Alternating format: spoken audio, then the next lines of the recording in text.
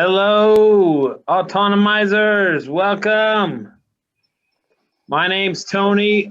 I'll be your guest host tonight, and my wingman is Adam. He just stepped out. He'll be back, Yo, I'm yo. sure. I'm So, always lingering.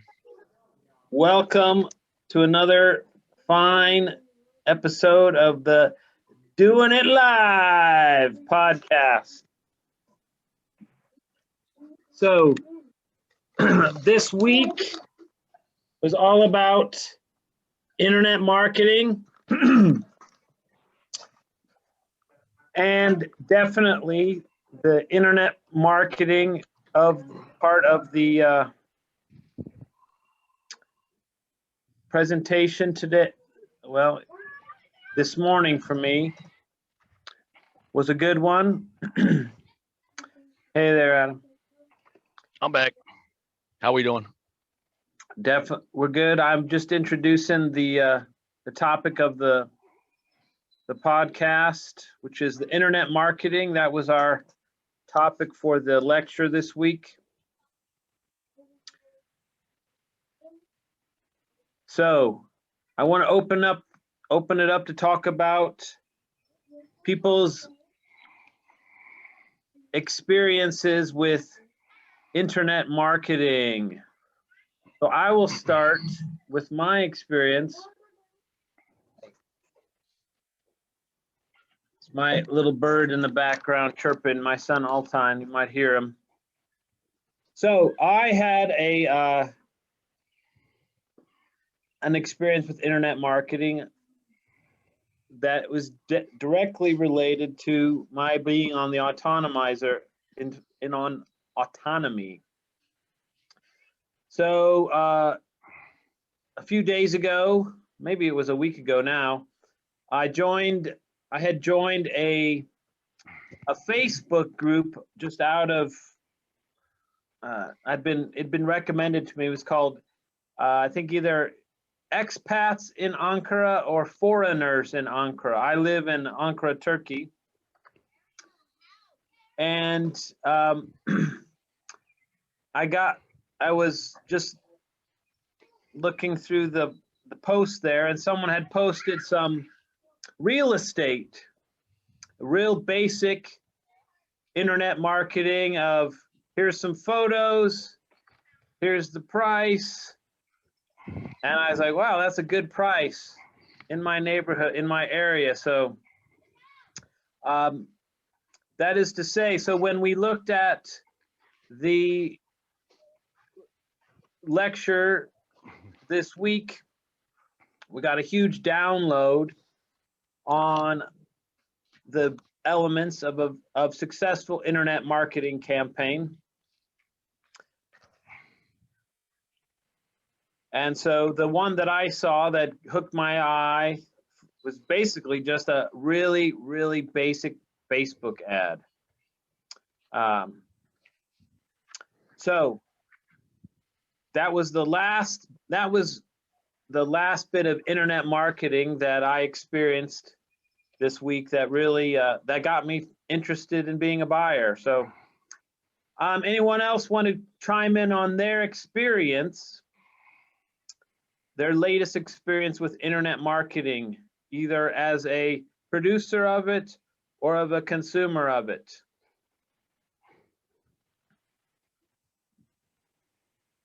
Bueller? Yeah. Autonomy? How about the autonomy marketing? Does anybody want to discuss their process? Anybody like to discuss their process with their experience with the autonomy marketing sort of lead magnet / the steps they went through? Would anybody like to share their experience? Well, as somebody that's been in this thing for a little bit, I would say, the obstacle course, from what I can see, is an incredible advancement. And so kind of being able to, as Richard says, continue to deliver value and continue to give people an opportunity to understand what autonomy is about, act as a filter for the people that are coming into autonomy, I think it's an amazing opportunity, because we are really kind of establishing the culture of what autonomy is about. And I would say it is only improving, you know, and as somebody that has observed from season 2 on, season 5 has become, you know, I mean, it is just blowing my mind. The group of people like yourself, Tony, and all the others, Adam and yourself and Jonathan, and geez, there's just so many, TJ, that are just exemplary. You know what you guys are bringing to the table, and what the potential for autonomy is.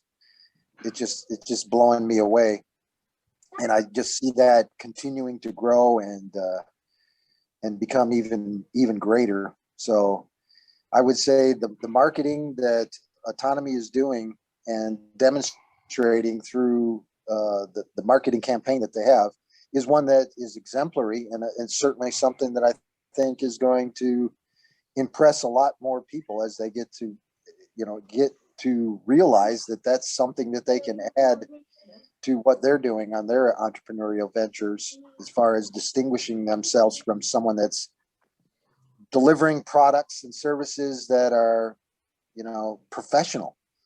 It's exciting, very exciting. So do you feel that the marketing that autonomy has put in place after season 5, do you think it's targeting the correct audience that they're trying to? Do you think it's pretty successful in that? I think it sounds like that's what you're saying. Absolutely. Yeah, and just kind of preparing people that, like, you know, for people that are really trying to push the level of their own performance. This is what we want. You know, we want the best, and we're getting the best, and it's fabulous. I concur. So one of the things that I thought of as I was watching that lecture, I was reflecting on one of the projects I'm involved with. Right now, I have a side hustle where I'm doing teacher training. I'm part of a small business that offers the TESOL certificate, which is the Teaching English to Speakers of Other Languages. There's a handful of them that are kind of recognized around the world, and this one is, we are hooked up with a university in England that essentially accredits it. And as I was watching the lecture today, I was looking through all the different aspects of internet marketing that I want to go to my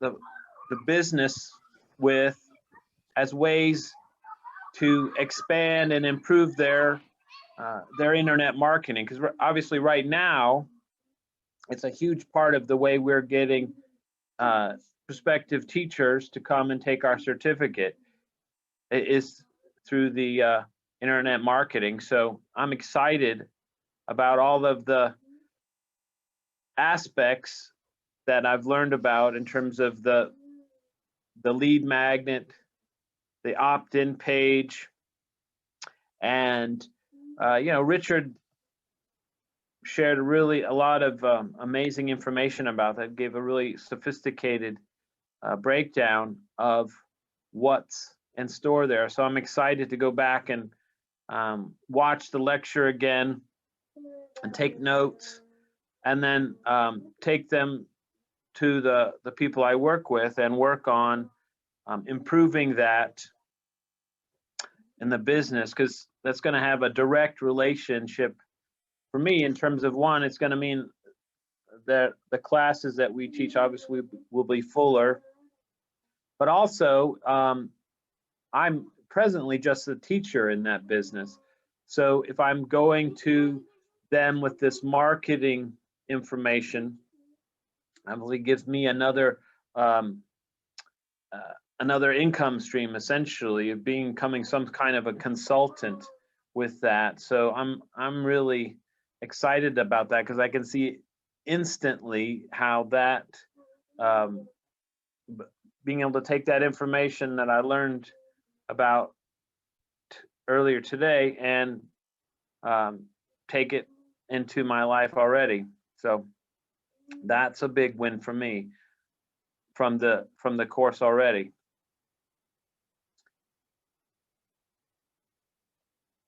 All right. So, if I can, Tony, I wanted to bring up actually something I learned from autonomy is that how it can be done really well. You know, what does doing it right look like? And it was fantastic to be able to compare the internet marketing examples and from last week, the marketing funnel of being able to bring people into autonomy, because I've been fairly successful with my work and being asked to be more involved in the consultancy business generation. So I took the time this week to look at the internet marketing of my consultancy firm. And this is a global firm on all the continents except Antarctica. And it has 6,500 people worldwide. But I looked onto the internet for the areas that I worked in, and it was missing the basics. There wasn't obvious calls to action. There wasn't the repetition throughout the page, so that at every stage of the page, you had the client then being attracted or asked to do something. There wasn't the offer of value at every stage that we had then. So this should be a massive confidence boost to everybody out there that you can do this right, because even massive global firms like the one I work for are not doing it the best. They're not doing it 100%. And the great thing for me is whereabouts I can then do, I can use this knowledge from autonomy to improve my areas of the business and our offers, our internet and marketing, so that's going to enable me to excel in my firm and hopefully accelerate past other areas of the business. So I'm looking forward to improving the items, the internet marketing that my firm even has, without needing to, also take that side hustle that you also talked about. Yeah. Can you. I just say, please I really enjoyed what Jonathan said, and I tend to agree. Like, I have a full-time job, and I have noticed that the skills that we're being taught in autonomy, of course, I work in marketing, but they're helping me to be able to use them in my job. And not only are they working there, but I'm able to use my job as kind of like a training ground to be able to like use those skills in the real world and then like bring them out to use for my own purposes. Can you give us an example of something that you applied? Yeah. So like the whole funnel thing, I have been trying over the past couple of years to work out a way to figuring out like what is a sales funnel? How can I use that with our email marketing for my job? And we're getting ready to implement like a whole series of email marketing that will push. Basically, we're recruiting students, but like giving them a way to like come in, see what we offer, and start filtering them through a sales funnel, basically, and putting the eyes that we want on the material that they need to see at the time to be able to make an informed decision. So you feel the blueprint is pretty applicable to various different modalities? Yeah. Or platforms? Yeah, I think you can. I think you can use it to like, if you, especially if you know your kind of audience enough, then you can kind of tailor it to work for your audience. Or no matter what kind of industry you might be in. Mm-hmm. Excellent. I was going to add, you know, there's a couple things here, and I would definitely second what Jonathan and Carrie said, you know, in regard to the you know what the tools are, but we've also got this incredible network. You know, Richard has said your net worth is tied to network, and this network of people are gold mines. You know, I mean, they have tremendous value. Each one of us is some amazing talents, and every day, practically every single day, one of these talents and one of these skills or abilities that, you know, rock. This past week, I've had experiences with at least 3 autonomy students or autonomy graduates that just blow my mind. You know, that they have something really awesome, an awesome idea or an awesome talent or, you know, an awesome ability that, you know, if I'm associated with those kind of people, I know I'm going to go places because I just, hey, this situation, go see them. They can solve your problem.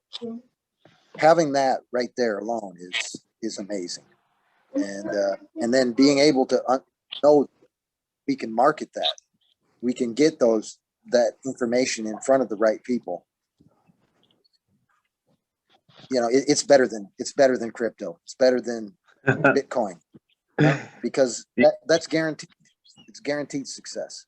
Yeah, it won't lose half of its value in a week.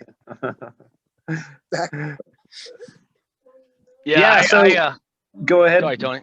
I was just going to say, I concur. I think that the price of admission is well worth the networks we're creating. Don't tell Richard that, but I very much agree with that. I think the people, the caliber of the people, I think with the targeted marketing, that's basically is getting sort of worked out. We're going to be able to really bring in the right people, and yeah, I'm really impressed with just the willingness of those that have been there already to speak to some of us that are just now coming on, and just, you know, some of the life wisdom that people have. You know, I think it's the willingness to share. The networking is yeah, like I said, well worth the price of admission. And then, you know, to put a cherry on it, it's all the great content. So I just wanted to add that. I very much, Michael, I very much agree with that. And you know, all the different side projects people are putting together. You know, and then, you know, the support's there. Everyone has their different sort of you know, their projects, and I feel like people are just here to sort of uplift other people, and I think that's really a huge plus. I think you know, the critiquing is there when necessary, but it's done in a way of helpfulness, and yeah, it feels good to be a part of such a tight-knit community. I think it's just going to keep getting better. Yeah, and you know, one of the things is not only when you strive to be the best, but when your community around you wants you to be the best and they're there to support you, that's a whole different world. I mean, it's like you've got team members that want to see you succeed. They want to help you. They're looking for what you need and how they might be able to help you too. That's a whole nother level that I don't think most people have any experience with. They haven't seen that in school for sure. You know, there might be a few good teachers out there that do those kind of things, you know, see the potential in their students and try and raise that next level. But for the most part, that's a rare occasion. Whereas autonomy, it's happening all the time. Yeah, I mean, I'd been following Richard for years and years and years. So when I saw the advert for autonomy, and I thought about, well, when I heard the pitch and how it was going to be essentially designed around this networking community, that was, for me, that was the biggest sales point. That was the thing that got me the most excited about it. And then having come into it now, it's been like 6 weeks since I started, and just a sense of, I don't know if it's definitely excitement, but also a sense of confidence that's comes from the sense that I know that going forward, I'll have access to a lot, as you mentioned, all these amazing people. And, just to circle back to that project that I was talking about with approaching my teaching program with some ideas about marketing and knowing that I can come back to autonomy and find the resources to complete that project. I'll find the people that know the stuff or know who knows. And that's just an amazing research to know that I don't need to know everything myself. I can know where to look, and I can find someone who knows or knows someone who knows. And just a sense that that's sort of that's like locked in now, that as long as I want to be a part of this, I can be, and that's invaluable. So, and as you said, as you've both of you been talking, that's just on top of the lesson material. So it's a very useful for me.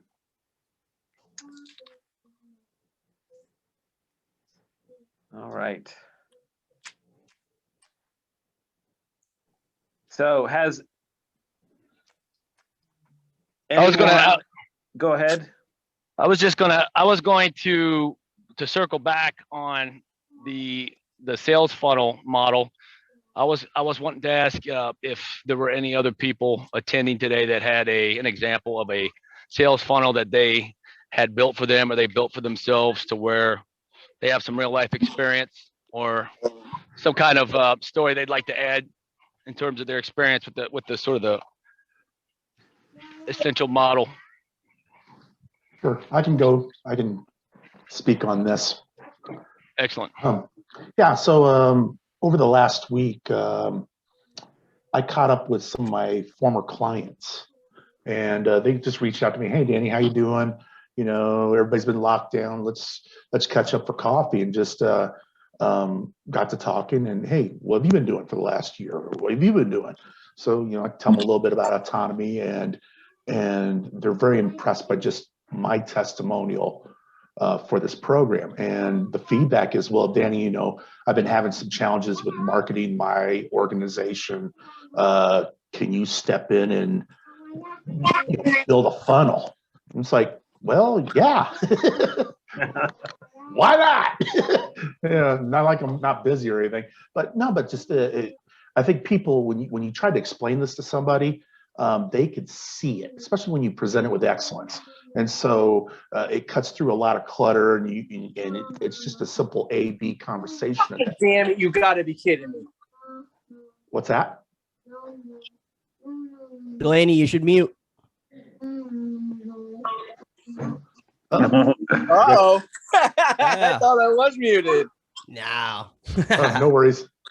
Hey man, we won't tell your secrets. We've all been there. I'm trying to put an AC in the window. Sorry about that. We're gonna call you Hot Mike Delaney. Right. No, I've done it myself, so I can't. That's all right. I got my shirt off now too, so I'm hot in more ways than one, buddy. Well, definitely turn the video off for that one. Just kidding, Mikey. No worries. We don't want you stealing the show from us. That's all. Yeah. So, and that didn't just happen with one client. And it doesn't matter what the industry is. So, one industry was with logistics and shipping. They're like, well, we have these challenges, with what now, can you step in and build market share and go after certain client bases? The answer is yeah. And to be honest, it doesn't really matter what the industry is do you know what end customer that you're looking for? And so what we learn in autonomy, you can plug and play into just about anything. So just even in my rounds this week, just catching up with people I know already. I haven't gone out and said, oh, I'm going to go market myself. No, it's just in regular conversation. And so it's out there, and like I said, I didn't present any specifics on what I would do, just kind of just a little taste of what we could do. It's there. So Danny, yes. What I'm gathering from you is that building sales funnels just by themselves is a viable freelance opportunity. Not only that, but it's applicable to pretty much any type of industry that you could imagine. Is that kind of is that the gist of what you're saying? Yeah, because when you look at certain industries, okay, like logistics, they don't do internet marketing. It's kind of their client base is, well, I need to ship something from A to B. So they get a lot of stuff just by default. And so with a lot of supply chains going weird and other factors in the economy, now they're like, well, how do we do some internet marketing or some other method to reach out to people, say, hey, we're still in business. So who do you go after? In let's say it's logistics. Well, there's people shipping stuff left and right. And I think when people hear about shipping, they automatically think it's UPS or FedEx or somebody like that. Well, there's lots of companies out there. And so, especially if it's a point-to-point delivery. And the reason this conversation came up was, as people know, I put a down payment on a property in Nicaragua. My ass is going to Nicaragua one way or another. So how do I get my stuff there? So I talked to my guy. It was, well, here's what you do, here's what you ask. And then just the conversation came up. Well, we're looking to expand our operations into Central America. Here's where you can help us, and here's where we can help you. It's like, well, I'm moving to Central America anyway. Why not? So I created an opportunity out of thin air. Another example would be in my more natural industry is construction materials.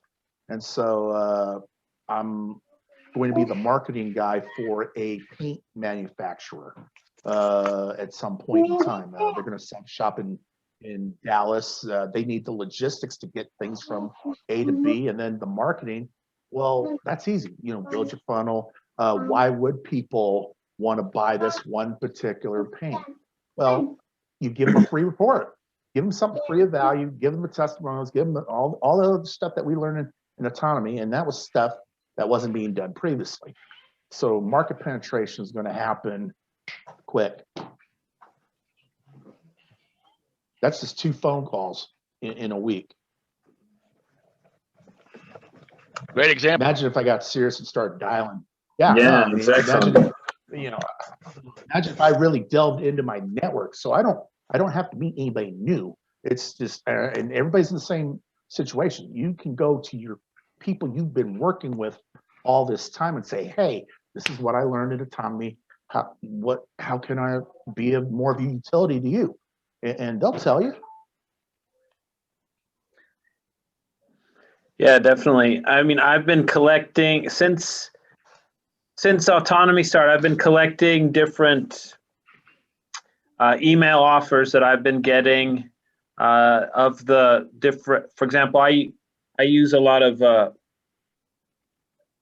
art class stuff. I take a lot of classes online with art, and so I'm just collecting the different offers that I get and and it's interesting to take what I'm learning from autonomy and analyze these sorts of things that I have, and I'm keeping a little folder in my inbox of that for inspiration, but also to look at, well, what things I like, what worked for me, what didn't, and that sort of thing. So it's interesting. Part of what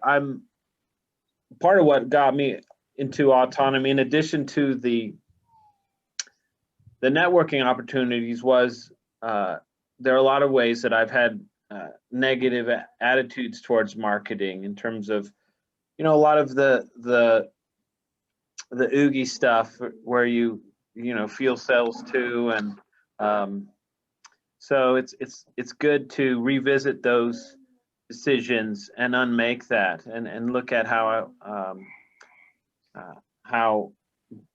being proactive about marketing, about changing my attitudes is going to have a huge impact on everything that I would like to achieve in my life. So we all remember the reason why I think a lot of us had this sort of not so positive outlook on sales was because all we actually remember were the bad experiences, as opposed to when we actually were sold to well, we didn't even necessarily realize we were sold to, right? So obviously, when you think about and this is kind of part of the culture too, is where we kind of focus on the negative and, somebody got over on us or whatever. And I think, what's really helpful is just understanding the value add to the situation. Like, how can we learn to sell without selling? And this is kind of, I think, a lot of what Richard's talking about. You're not actually, Richard touched on this last weekend. It's like, you don't really feel sold to when somebody is offering you a solution to a problem. They're just offering you a solution to a problem. When I'd gotten the 19 skills PDF, I don't know, probably a month before I decided to take a look at it seriously. And then I saw the obstacle course. And as soon as I took the obstacle course and started to think about just being involved in, because like I said, I'd been a huge fan of Richard's work for years and years. And so I thought, well, any group of people that comes around him's got to be an amazing group of people. So the community aspect, as I said earlier, was really exciting to me. And then when I saw that, what else I was going to learn out of this, in addition to having access and being a part of that community, was all the stuff about marketing. And I saw that, well, there's several, side hustles, projects in my life that haven't gone very far because of my lack of sophistication in marketing. So for me,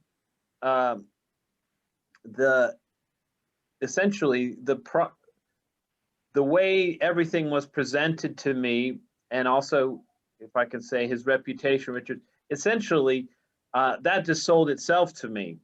So as soon as and then when I had the call with Lisa, as soon as I had the call, I was like, where do I sign? I'm ready. Let's go. So that was, and so I take that as a really powerful example, and connecting to what you were talking about, Adam, is like when it's done well, it's seamless. You're just, that funnel is like a water slide. So that was my experience. You blink your eye and it's already done. It's already over. Yeah. You're like, hey, you're driving home in that new car. I'm interested in anybody who has an example of a sales funnel. I know we were talking with, was it Brian earlier? But does anyone have an idea of a sales funnel that they're trying to create, or do they have an example? Does anyone else have an example of a sales funnel that they've actually created and used that's they can talk about? I know Bordy was talking about. How about Bordy? I'm gonna put Bordy on the spot. Yeah, thanks for that, Adam. I haven't used or actually made a sales funnel, as came out last Sundays for Q&A. I've been thinking about what I can do to be able to get some people who are ex-forces, ex-military, potentially even ex-coppers into the civilian careers that we want to be able to do. So I realize that there's a lot of free stuff offering in the United Kingdom, but it's not replicated worldwide. So that sales funnel that I've been considering so far, I truly do need to make global. Just to give you an idea, there's 14,000 people a year that leave the armed forces in the United Kingdom. If you take that of a armed forces that's now about 150,000 strong, compare that to the United States, compare that to Canada, Australia, and Western European countries where the level of English is quite high. Now, I now have to start thinking of a global sales funnel that's going to be truly worldwide. And that's a great thing about autonomy. So now I need to be able to prepare that initial value. How am I going to have these really skeptical guys who really value their money to suddenly see there's an add value? What's my call to action going to be? What am I going to be able to give them as the free stuff, but the enticement that there's more value to come along? I don't have an email list that is going to start off like Benny Wills did. I'm going to have to build one. What's my attraction for them to be able to build that email list? What's my constant reinforcement of value, whether it's going to be, you know, something like Grand Theft World has got for those who haven't participated in autonomy? Is that going to be a thing that I'm going to do? But actually, one of the things, because I'm realizing this is going to be at the start a side hustle for me, I'm definitely going to have to look at the Autonomy Unlimited options, because it's going to be worthwhile for me to delegate that to be able to be done professionally, so I can concentrate on the most value-added stuff that I have. So I haven't done it, Adam, but I hope I've given some of the thought processes to yourself and Tony that is what's going through my mind that I wouldn't have known if I hadn't have been on autonomy. And what's interesting about that, Bordy, is that you're approaching a particular product service that's kind of, you know, when you think about your sales funnel, thinking about your particular target audience and what you're trying to actually offer, it's sort of like out of the ordinary in terms of what we would think about as a sales funnel. We're always thinking like a product, for example, and what you're selling, or what you're trying to offer is sort of a different paradigm, which shows the sales funnel, you know, its applicability to just different, anything of value at all that you're trying to put in front of your target audience.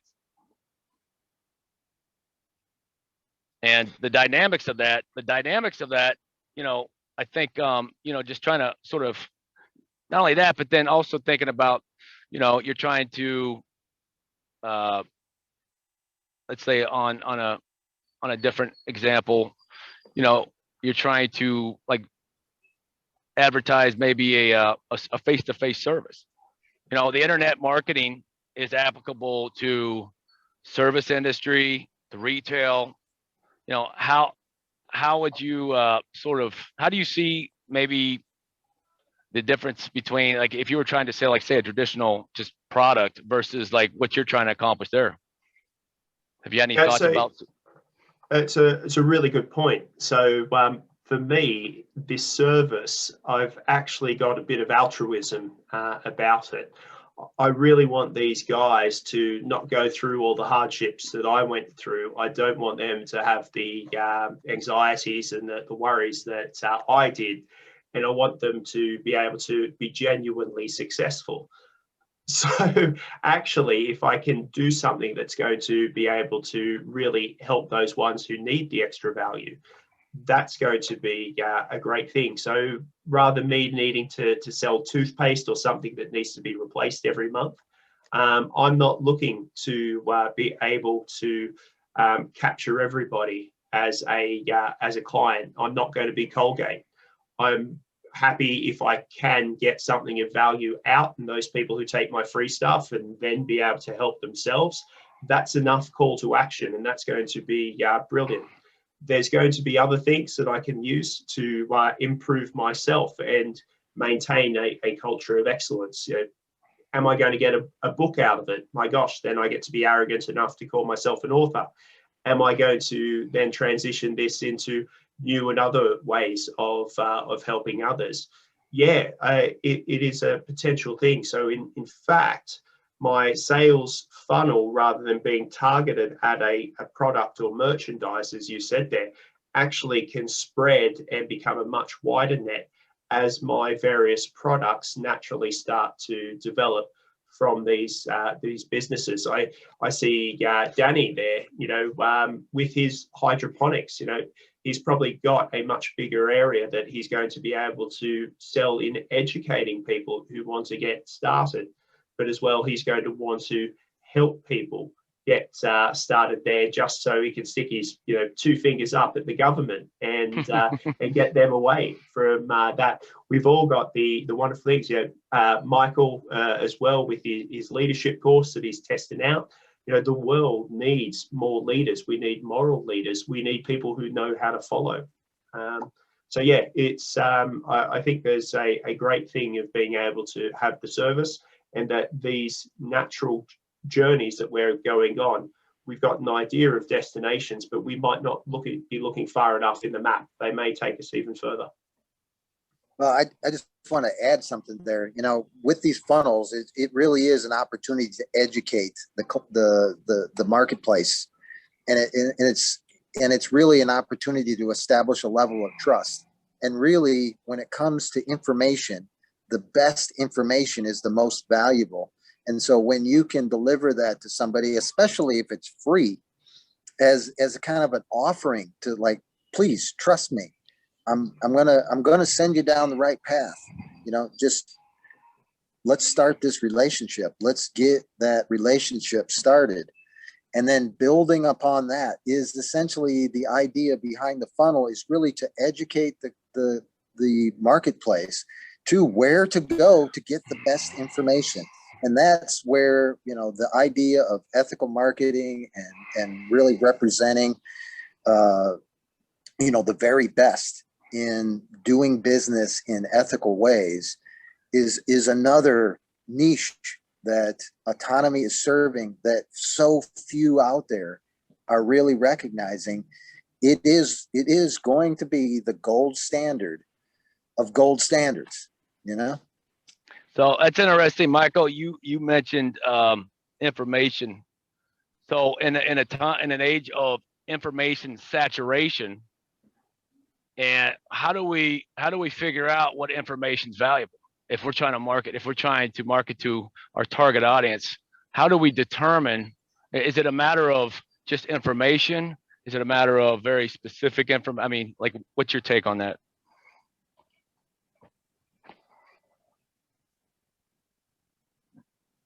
Well, I would just say that, that's kind of part of the design of the funnel, is to really kind of give people that, and Richard mentioned this in the lecture last night, was, like being able to get the right information to the right people so that they don't have to sort through a lot of garbage, but just get the stuff that they really need. The AI bots and everything else are out there that, are essentially going with the keyword searches and stuff like that. But we're actually listening to people and really kind of tailoring it to people's real needs. And that, I think, is another fundamental way that we're doing it different, that, again, sets the standard way above what the computer generated models can bring about. And again, it's this opportunity to create relationships with other people that can build upon trust. And let me tell you, when people understand how valuable trust is, you're not going to give business to people you don't trust. But when you can distinguish between people you do trust and the people that you don't trust, it's a slam dunk. And that's where that gold standard comes into play. And that's where the ethical standard comes into play, is when we can distinguish ourselves and the services and products that we're providing, and the level of attention and listening, and certainly, the sincerity, the empathy all the things that, you know, we're talking about, Richard's talking about, all those things combined just keeps building a level of trust that really can't be effed with, you know? So it's very exciting, but I want to try and keep myself, I don't want to talk too much. No, No, that's great. That's great input. It's great input. This is a collaborative podcast. I'd like to add on to what Mike is saying. Please do. If I may. Yeah. And so this builds into, you know, not only a funnel, but what you get out of that funnel is the testimonials, the referrals, and to give an example, when you do this right, when people trust you and they appreciate the information you're putting out there, they're going to tell other people. And an example was this week. I was contacted by a school that they heard of me from another school that said, hey, you know, Danny really helped us with this aquaponics project. You guys are looking to do your school gardening project. You should give them a call. So they called me up. We had a nice chat and told them about aquaponics. I didn't steer them toward a funnel or a website or anything like that. It's like, here's what we can do for you with excellence. And their question to me was, where do we send the check? And that's the best funnel there is. That is a paid invoice. All right. Awesome. And so the thing is, you know, did I do a whole lot there? No, that's come when you build a reputation, you do what you say you're going to do. They're going to tell other people. And so, and the key to it is just getting it started and just do what you say you're going to do. And everything else works out on its own. I mean, the hardest thing I had to do for that transaction was go get a Square reader. That was it. So essentially what you're saying is there's a huge amount of potential out there. There's a huge amount of value that you could add in so many different, just like what Morty was explaining, what you're explaining. There's huge amounts of opportunity out there. The market's centralized. It's very much intent on offering people a very homogenized offering. We're the type of people that are saying, no, we're not interested in what you're offering us. Instead, we're looking to create our own systems and our own, you know, our own products, our own services. And on top of that, the majority of most people that, you know, that are part of autonomy, we're ethical, moral people. I don't mean that in a dogmatic sense, just an idea. Everybody here that talks about what they're trying to do, they actually consider the person that they're trying to help, right? We're not just trying to sell things. We're not just trying to do things for money. The money comes. So I had some notes here. Tony told me to bring some notes. So basically there was an article I was looking at, I was highlighting, and something that you were discussing, Danny. Two of the highlighted notes I took was, how can you create something of value in a market better than what's being offered? That's the two steps to create a business that prints money. Now, Richard, he talked about a money printing machine last night as an allegory. Well, it's funny because I had an article that was just about that thing, and it's kind of discussing about how you create a quote cash cow, which is, you know, trying to build a sort of passive income, you know, to a certain degree. It's kind of you know, all passive income is subjective, but so the two main steps that this author basically delineated was, how can you create something of value in a market better than what's out there? And the second, when you do that, how do you reach your potential audience? So most of us are, again, trying to offer something of value to the market. We're seeing that there's huge amounts of potential. So it becomes sort of, how do we reach the people we're trying to reach with all of our value we're trying to add? Now, Danny, you were talking about, you know, word of mouth. And it seems like that is actually a really, you know, that's sort of a marketing funnel as well, right? Yeah, you know, and that's something I've developed over the years through various marketing campaigns or networking groups, or just being out there and just telling people what you're doing.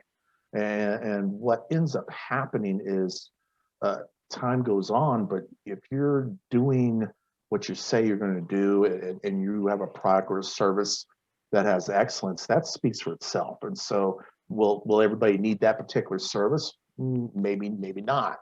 But what people can relate with is, okay, well, he presented that service pretty well. I don't have use of that, but it comes down to a system. And when you're doing things the right way, you can always take that transferable skill with you. And so something that's talked about in autonomy is the commonalities that Richard brings up is the customer service side of it, solving a problem. So when it comes down to problem solving, what are the problems that are out there that you can solve and solve it correctly and solve it with some style and some substance, and you got a business. When I talk to people about how I can help them is, okay, what is their main problem? And believe it or not, most business people will see the problems in other businesses, but they may not see it in their own. And it's just a weird phenomenon, man, because I've been in enough mastermind groups where, it's like, because I'll sit there, how can he not see this? But the reality is, they point out what's missing in my business too. So it's always great to be in just even in this dialogue. Look at the value we're having in this conversation here. We're able to not point out flaws, but just maybe that's a blind spot. Maybe they don't see it. And you can present this information and say, hey, you know what? How about this? And it's like, yeah, you know what? That is a good idea. I could use that. Yeah, so, I mean, it's kind of like the idea kind of seems to me that when you focus on your own problem area, that requires energy expenditure. And a lot of people, they just don't want to expend the energy to fix their problem, but they, just like Zig Ziglar was saying last night, a lot of people, they don't necessarily want to fix their problem. They don't want you to fix it. They just want to tell you about it. So that kind of gives us a little bit of insight into our target audience, which is we want to find people whose problem we want to find clients or customers who want to actually solve their problem, instead of wasting time on people who just want to talk about their problem, right? That's true. Hey, Adam. Go ahead. Go ahead. Sorry, Mr. Lilly. Mr. Lilly is famous all over the world now. When I decide to move out of country, I know who I'm calling. I didn't know who it was going to be. Now I know. So I just wanted to follow up on the trust issue and just about bringing value. Because when I came in last season with Mr. Lilly over there, I came into autonomy, I thought for a reason, and then I got in and I heard the first lecture and a couple lectures after that. I'm like, oh my God, I know what I'm really supposed to do. So it involved kind of tweaking the reason why I came into autonomy. So I didn't have time to get all my social media stuff rolling. And I didn't have a website. I had been, doing what I do for like almost 2 decades now, and I never had a website. And so then when I realized what Autonomy Unlimited did, I thought, I need to totally check them out personally myself. And what I found wasn't surprising, but it did solidify what I thought I was going to find, is like there is massive excellence that Autonomy Unlimited is able to bring to their clients, and I'm one of them. So so I get to speak to it from that point. And there's really no amount of any money you can pay to find trust. It's either there or it's not. And the same with value. It's either there or it's not.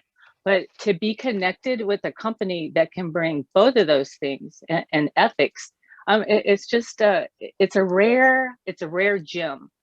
And I'm excited that I get to be a student and a client.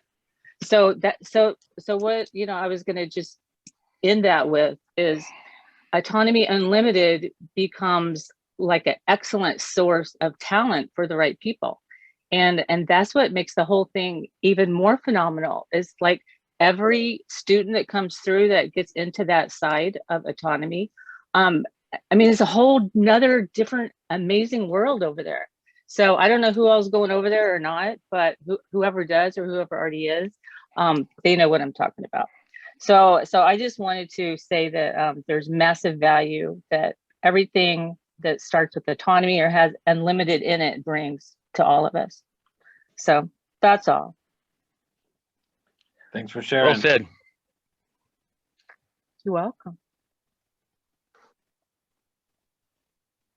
But I don't want to make everybody speechless. So I actually, this would be actually is a perfect spot. So one of the things I love is B science fiction movies. I think there's a lot of revelation of the method, if you will, in these films. And so one that I wanted to share a clip or two from is called Branded. So this movie came out in 2012, and it's essentially a movie about marketing. It's about the dark side of marketing. And it takes place in Russia, and the hero, if you will, is sort of an anti-hero. He's a marketing whiz. And so I'm going to share my screen here and share. So essentially, the movie is about how marketing is used to manipulate society, right? The dark side of marketing. So here's the first clip that I'd like to share. So this scene figures a Edward Bernays character that is played by Christopher Plummer. Here we go. This is Joseph Pascal, the world's leading specialist on marketing. Bravo. Today, the biggest fast food chains were reeling from a record decline in profits. Their representatives had assembled before this guru of marketing with the hope that he could make a miracle. I want to talk to you today about love. See, I have struggled to find a way to restore the people's love of your products, but it hasn't worked out. Consumers just no longer wish to buy them. When it's over, it's over. They no longer love you. The era of fast food has passed. But I do have a proposal. Something which exceeds the limits of marketing in its traditional form. A plan which will change the world. Together, we will make fat beautiful again. But first a question. How far are you willing to go to solve your problems? Whatever it takes. Within the limits of the law, of course. I'm afraid that's not far enough. Not even nearly far enough, ladies and gentlemen. The guru's plan was approved, but due to budget cuts, they would have to begin in the third world markets of Kenya, Brazil, and Russia. So I called because I wanted your advice on something, Mr. Marketing Award winner. Will you have to promise to keep it a secret from Bob?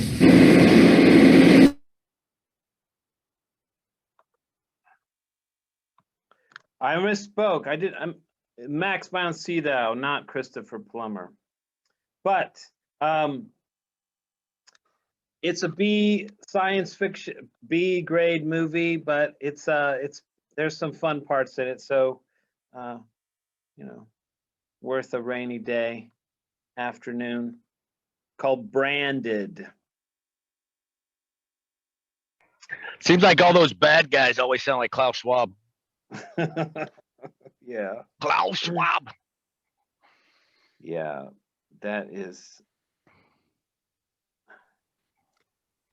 So. If I may, Tony, I Please wanted do. to, if I may, just how the techniques that can be used actually really do work. So I wanted to illustrate that by a success I had this week. It was actually a good success for me, but one that it highlights, I think, what you brought out in Branded, that movie, that if you do use these techniques, you can get the results that you want, even though they might not be what your customer wants. So on Monday, I sent out a survey to people at work regarding a work process that we're doing, so I needed their feedback. And I had 15 respondents out of about 600 odd people that the survey was sent to. So after watching a bit more of Autonomy and the King Kong bit on making email and marketing materials personal, I changed my wording. I used a much more colloquial thing. I send it from my personal email account, my work email account, rather than the project's email account from work. I also used a mail merge to ensure that it looked like it was only being sent to that particular person. And I wrote it like I was speaking to them directly. And the other things that I had was that loads of people took the time to email me back personally to say, look, really sorry if you're relying on me to do this, but I haven't had much involvement. I've answered the survey for you, but please don't take my word, you know, because I'm at arm's length to this. You're the first person I've noted, including one of our heads of our business in Europe. He emailed me back personally with his apologies that he didn't really know about this and sorry if he's missed the previous articles. And my response rate out of just over 600 people, I had 155 people answering in about 25 hours. So wow. Over a quarter versus something like 2% that I had previously. So bit of off topic, but these techniques really are powerful. So my caveat is, please, everybody, use them for good, not like that movie. That's something interesting that you added there, Bordy, because when you talk to Eric Zimmerer, he explains his process of hypnosis, and he's very, very much, and I don't know if anybody's actually had the time to speak with him, but he is very keenly aware of the responsibility that he has in creating these hypnosis tapes and sort of sessions that he does. So just adding on to what you said, Bordy, this you know, on a massive scale, this is a, you know, any type of like propaganda, or, you know, we hear a lot about MK Ultra, which we all know that it you know, had a lot to do with sort of mass mind control. And yeah, there's no question. I mean, we see it every day. We see that people wearing masks, you know, people are convinced to be self-destructive. If you can convince somebody to basically throw away their instinctual sort of gut instinct about something, such as their health or their well-being, yeah, I mean, it's pretty clear that these are very, very influential and powerful,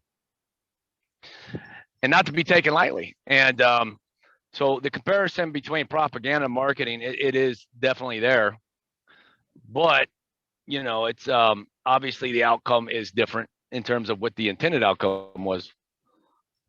But yeah, I mean, I think this goes back to the idea of the sort of slimy salesperson, right? So going back to intention and sort of, you know, like I said earlier, it seems like you know, when we were actually sold to in a way that was you know, legit, it's like we don't really think about that as a sale. Anybody want to add to that? Well, I would say, you know, just the way that Bordy presented that email, you know, it was essentially one in which, you know, and this is kind of how that magic happens, how things happen when you have the correct intent. You know, he 10x'd the amount of responses by making it personal, sending it to people and like legitimately asking them, from his heart, essentially, to the information. And, I really do feel like, we do have to gauge our behavior. We do have to observe our behavior. There's another autonomy student that I learned this from, is the communicative function of aberrant behavior. We've got to be able to observe what we're doing and what the outcomes of that behavior is. There's a lot of negative behavior that's being modeled in the world in regard to the media and everything else that we're emulating because we don't even, consciously know about it. And so we do a lot of things that is harmful to ourselves and harmful to the outcomes that we're looking for. Automatic reactions sometimes, even like when sometimes we're just acting in sort of antagonism. Yeah. But it's still sort of an automatic response. And so what you're trying to say, which I agree with, is just, self-evaluation and very measured actions. Yeah, well, and then we can evaluate each other too. We can see when we're doing something that's negative to the outcome that we have. But at the same time, we can also take note of what are the things that work. What are the behaviors that have good outcomes? And in a lot of ways, these things like reinforcing good behavior, like taking note and saying, "Hey, you're doing something good there. Keep doing that." Like those kind of things not only make us feel good, make the other person feel good, but then increase the productivity and increase the outcome. So why wouldn't we be doing those things? It's ridiculous that we should be even arguing about that. We should be just saying, "Hey, that's the outcome. We should be doing that." But it's because we've got so much conditioning and programming in the negative sense that, we do that once, but then we go back to the negative side because we've heard that and we've practiced that a million times. And yet we consider that normal. We consider negative output to be normal and good output and productive output to be odd. Oftentimes people confuse results with right or correct. Yes. And to pivot on that, I can't think about, people on the subject of character and intention. I don't know. I think the number of people, I can't count the number of people who essentially signed on to autonomy just based upon their understanding and the way Richard presents himself with integrity.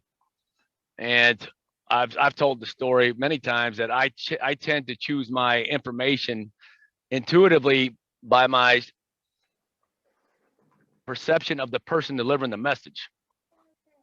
So going back to what you said, Mike, which is, when somebody has integrity and the intentionality, it's obvious. And people, going back to Danny, word of mouth. It's like people, even say you're in a blogging sphere. If somebody recognizes you as an honest source that's really there to, bring a level of honesty and, what might be considered integrity, there's nothing that's going to keep them from seeking out your content. For example, there's a good example of this. Look at all the people who share Richard's work on YouTube, or let's say Corbett's, or any number of people who get deplatformed. Who does it? Somebody just says, "Well, I'm going to start posting on your behalf." And they're not even trying to monetize necessarily.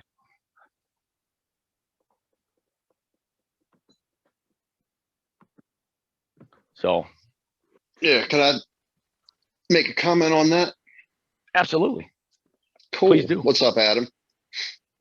Not much, man. How you doing? I'm doing great, man. It's a beautiful Saturday. Oh yeah. But yeah, just to back up what you were kind of highlighting there, as somebody who's spent a considerable amount of their life in a sales environment, and mostly in a corporate sales environment, the one thing that I have observed that really doesn't need communication, it's actually two aspects, but they kind of work together, and that's the two things that Richard teaches, you know, from the first minutes of the first lecture, and that's integrity and excellence. You know, when you can communicate, you know, those qualities to a potential client or customer, you don't have to say a word about it. It's something that literally just, you know, exudes, you know, from your presentation, from your being, from the way you go about doing things. And, you know, whether they realize that they're doing it at the time or not, people really pick up on that, you know, because it's one of those subconscious signals that we can send on a peer-to-peer basis. So, I mean, you know, those two qualities right there can do a lot more in terms of producing an intended outcome than any sort of mental or verbal trickery that you may be trying to, you know, perpetrate in order to get to that outcome. And that's a great point. And I have a highlighted note that talks exactly about what you're saying that I'd like to add to that. And this applies to your, you know, you're in the blogosphere, and, you know, just kind of piggybacking on what you said.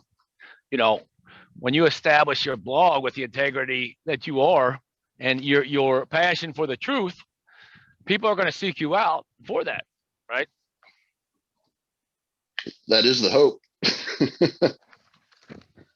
I would say that essentially the note that I'm looking for is, you know, you don't need to trick somebody into buying something that they need. You know, it's like, I always like to use the metaphor of with COVID.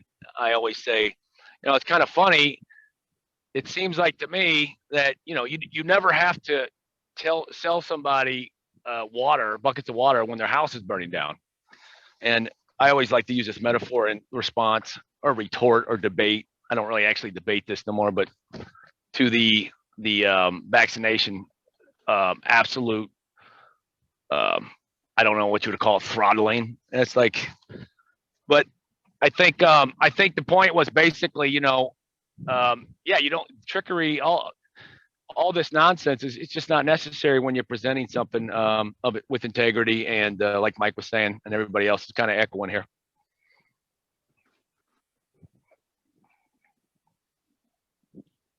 Yeah, Tony D. I've heard it said another way in terms of these things is, one is do good work, and two, be good to work with. Like, if you have those two skills, you're golden. And I think that is essentially maps directly onto integrity and excellence, those two as well. So I was wondering if anybody had any sort of any sort of comment to add about sort of the sales process, or maybe some kind of question or thought they've been thinking about in terms of, you know, how the funnel or the sales process might apply to their particular project. Would anybody like to, besides what we've heard so far, would anybody else like to potentially step up and maybe discuss what they got in mind, any sort of blueprint idea, something they're thinking about, or how they're going to present their product or service to their target audience? Anybody want to share?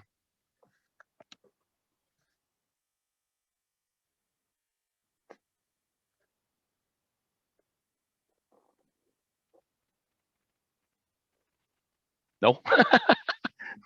Nobody?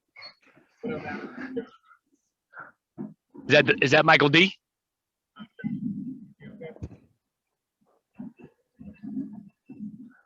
What about it, Tony D? Well, I'm wondering if this is a sign that we should, if it's time to wrap it up. Potentially. I mean, I like to hear from real life examples. Deborah, good point that you made earlier. Good hearing from you. Hey, I got a question for you. For me personally? For you personally. Well, and in front of the group. Sure. Yes. Are you ready? I'm ready. So you know the question you just asked out to the group? Oh yeah. What is your answer to that? Because I'm interested to see what do you have going on. You're like an interesting guy. Oh, I appreciate that. Well, I'm kind of in the process of I'm thinking about so I have there's this idea of you have screams in your head and then you got whispers, right? So the screams in your head are the ones that you're supposed to like really address. So I got two things kind of I'm thinking about. One is I have a sort of a personal vision, something I'm trying to build myself. And that has to do with life coaching. That has to do with sort of creating an experience for young men in particular. That's my target audience. It's going to combine some primitive skill stuff, some rite of passage stuff, kind of reaching back into my childhood, the things that I was interested in. I'm looking at sort of developing this idea of the hunter / warrior sort of archetype in young men. And I want to do it in a sort of a wilderness setting. It's going to be, trying to just recreate an experience that I was looking for when I was younger, which is basically, I'm kind of extreme. I wanted to go out in the woods for, a month, and there's actually these experiences, but that's not necessarily what I'm working on feasibly. What I'm working on is putting together a sort of a life coaching service for young men, and then also not saying I wouldn't coach young women. It's just that I want to coach what I'm familiar with in terms of my own struggle and sort of what I think I needed at a particular time. So as far as that's concerned, that's going to tie into sort of the outdoor experiences. I think I'm going to find a nice wild location, and I'm going to take maybe young men, fathers and sons or whoever, and try to recreate sort of a rite of passage / vision quest type of thing. Now that's going to you're going to teach us all how to be Bear Grylls. Is that what you're saying? But no, he stays in hotels. I didn't get to finish my joke. Go ahead, finish. No, you just murdered the punchline. It's all good. We don't need to know the punchline, but go ahead. Timing, it's so important.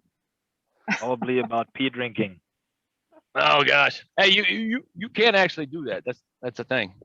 Oh. Adam's into that shit, I guess. Listen to him. I've been drunk as piss. I've been so drunk. Sometimes it happens, man.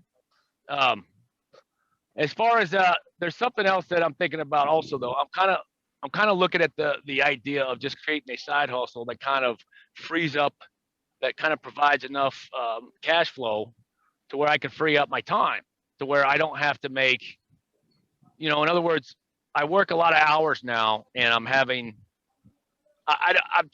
kind of thinking about this idea that I could create a side hustle that generates enough money to sort of replace the clock job, right? So I'm thinking about, like, a lot of times in the past, I didn't really consider that. I don't want to put all my eggs in one basket, so to speak.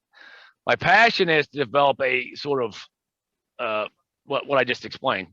So as far as the funnel, that's going to be pretty standard. I could go on social media. I can target audiences. I have experience. That's my Southern accent. I've had experience with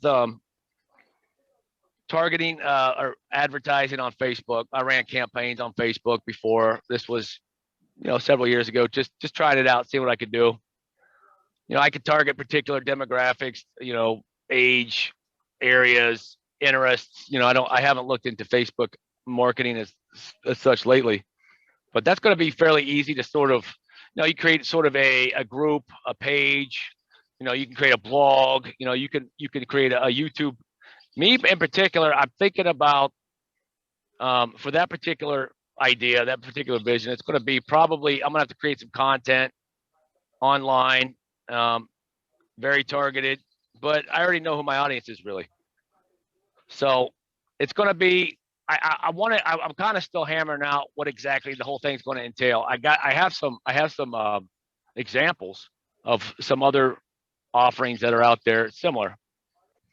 But you know what that reminded me of? What's that? So what if when you got your father son, thing going on, like what would be a really cool thing that a father and son could do together that you could monetize? And that would be like they'd probably want to buy some cool knives or some cool equipment or all that guy kind of stuff. And then you would have that stream of income and still be dealing with the same demographics. Yeah. I want a cool knife. If you know where I can get a cool knife, I'm not in your club, but I might talk to you about that. No, I've been watching this dude. He does primitive weapons, and I was thinking about reaching out to him and seeing if I can go and learn how he literally makes arrowheads, bows, atlatls. Have you ever seen this thing called an atlatl? It's basically Never. So you would take like a very, this is actually an ancient, like this is a sort of a prehistoric hunting tool, and you can go online. People hunt with these. In fact, I was thinking about setting up like at PorcFest I was going to take an atlatl and a couple of them, and like they use very long arrows, which is basically you call it like a spear, and you hook like a handle to it, and this handle basically 10x's the force, the speed of what looks like a very long arrow, but it's more stiff, and you just launch it. I was thinking about bringing this to PorcFest and setting up like a target and not charging anything, but just like taking donations and helping out maybe somebody in autonomy, just taking, whatever, just setting up something cool for kids and whoever to do. Yeah. This People is like just want to have fun. They want to have fun. They want to buy knives. Primitive weapons are very interesting. The old bows. So like, yeah, I'm looking into like learning, like I'm I've already planned. It's pretty much I have experience growing up in the wilderness, but I have military, like sort of outdoor, and we didn't go into super survival training, but yeah, I'm already like looking to go into out where Justin Olson lives, actually where he grew up, right up the road. It's called BOSS, Boulder Outdoor Survival School. It's one of the oldest ones in the nation. And they do like a 14-day, you're out there with like a poncho, primitive skills training. So I'm like, I'm going to sign up for that, and I'm going to bring that back. I always like to sign up for things that I can learn and then teach others. So yeah, I think that's fascinating. Fascinating. Well, let me know, when you got some merch. It's going to be, I got a list of things, and I'm just, yeah, I mean, the thing about autonomy that's really helped me being around all these great people is that, really people really urge you, and, you really just kind of, for me personally, it's like, I've had these certain ideas for a long time, various, and now I'm around people that are like, hey man, you could do this. Why aren't you doing this actually? And look, we're doing this too, but we're doing our thing. And it's like, coming from that blue collar sort of gritty background where you just like, I mentioned before, it's never been about writing your own script. It's always about do what you can and be happy with it. Don't complain about it. Not necessarily be happy with it. And of course, people complain about it, but it's like, a certain way that you're brought up. It's like, you just do the best you can. The idea of being a business person or an entrepreneur for a lot of the people out in the, sort of the Rust Belt, very capable people, very capable. They could do their own thing. They could live how they wanted, determine their time, determine their schedule, their place, their geography. It's just like, going back to the school issue, we're not actually, it's not part of the equation, being autonomous, being entrepreneurs, being independent. Yeah, this is not really part of the equation, because then you don't need that. You don't need the system. You don't need the handouts. You don't need the whatever. And this is why what we're seeing a lot is making people more dependent. I can see it with my children. It's like there's kids today. It's like just culturally, it's like some of the stuff that I would have got yelled at about when I was a kid for not doing. It's like it's not even an inclination. Like, I don't just mean like normal stuff, like picking up your room or this or that. It's like just not even trying to like find something, for example. Like I can't find that, So yeah, I think I'm really pushing this you know, strangely enough, it's like people that I grew up around, vastly, very, very fiercely. There's this missing piece. It's just the idea of, you know, doing you can be autonomous, but that go get it attitude. It's just like if some of the people I grew up with just got away. Like my stepdad's a great example. You know, I mean, work anybody under the table, could do just about anything. Just that mentality, you know, that mentality of just, you know, striking out on your own, doing your own thing, writing your own script. You know, that's just it's a weird thing, man. It really is. It's the power of conditioning. You know. Well, Adam, I'd just chime in here on a couple things here. You know, I think what you're talking about is really moving from scarcity mindset to abundance mindset, and really that is one in which you know, it's going from a reactive kind of mindset to a proactive mindset, and really turning your use of time around, because most people are stuck in the past. They think that who they are is all about the past, but it's really about the present, you know, and what you do in the present determines the future. And so if people are stuck in the past, they're really reacting to whatever's going on, and they're kind of, they don't even really have that mindset to be looking into the future, which I would call proactive.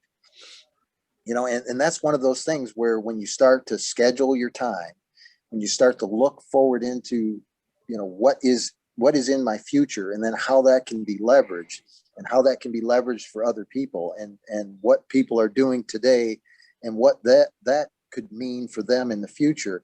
That's that switch that turns things from scarcity to abundance. And it makes so much difference, because, you know, the economy is driven by people understanding that something that someone else has is valuable. And that's a communication process, you know? And so once they know that, hey, I've got this money, but I can give it to that person and they can give me something that's more valuable. And now we've got an economy going.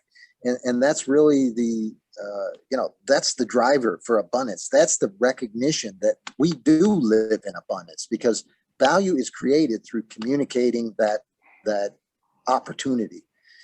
And that's what we all have. And that's the thing, that as we get to know each other, as we get to know the finer points, the strengths, all the qualities that we have, it becomes a reality that we just generate abundance.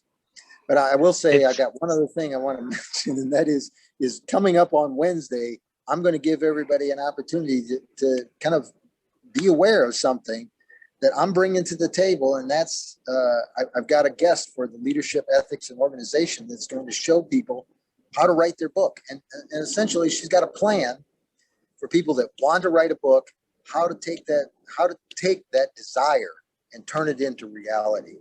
And I would say that's another thing that I think we can offer to people, as all those people that are out there in zombie land that are, you know, enthralled with all the dopamine of the distractions. We've got to give them something that like snaps them out of it, that says, I thought about that, and that makes sense. You know, that's the real challenge that we have, is to snap people out of, you know, doing the easier thing and really start thinking about what could possibly be. And I think it is about taking ideas and turning them into reality. That little thing, everybody's got a good idea, but no, there's so few people that think they can actually turn that into reality. We can do that. We can turn ideas into reality. And that's, yeah, man, that's crucial. That's the crucial point right there. Getting to the point where you're like, yeah, man, what actually, it's like, what it kind of trumps everything. What is actually stopping you from doing exactly what you intend to do? I mean, and getting away from the crazy, silly nonsense that they try to fill your head with, like, well, you can't be an astronaut, or you can't fly, blah, blah, blah. No. That's not what we're talking about. You know, I think this is the sort of angle that is presented to you to obfuscate the obvious, which is what you just said. you decide to do something. I mean, within your, I mean, obviously we don't want to limit ourselves like Dan Locke. You know, a lot of what I've been seeing, I like Dan Locke. This has been my first introduction to Dan Locke, so I like his style. He's no nonsense, and it's like not all of us have this. I don't necessarily want to be driving around in a Bentley, and